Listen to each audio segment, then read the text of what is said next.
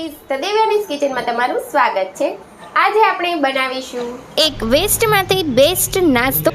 આ નાસ્તો તમે ફટાફટથી બનાવી પણ શકો છો અને બાળકોને તમે લંચ બોક્સમાં પણ આપી શકો છો। આજે આપણે વધેલી રોટલીમાંથી ક્રિસ્પી નાસ્તો બનાવીશું। આ નાસ્તો તમે સવારે ચા સાથે પણ ખાઈ શકો છો।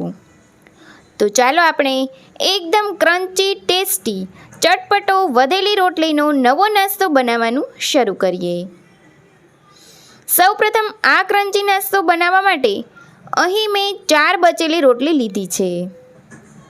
હવે આ રોટલીમાંથી 2 રોટલી હાથમાં લઈ તેને કાતરની મદદથી આ રીતે લાંબી લાઈનમાં કાપી અને પછી આ રીતે ચોરસ ટુકડામાં કાપી લેવાની છે। તમે તમારા મનપસંદ શેપમાં કાપી શકો છો। આ રીતે આપણે ચારેય રોટલીના આ રીતના મીડિયમ સાઇઝના ટુકડામાં પીસીસ કરી લેવાના છે। હવે આ રોટલીના પીસીસને આપણે તળવાના છે। તો તેની માટે આપણે ગેસ ઉપર એક પેનમાં તેલ ગરમ કરવા મૂકીશું।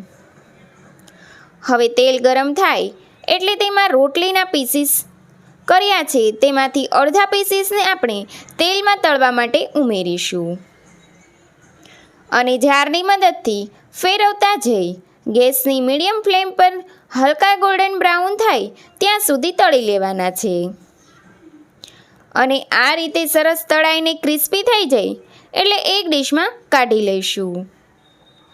આ જ રીતે આપણે બાકીના રોટલીના પીસીસને પણ તળી લેવાના છે।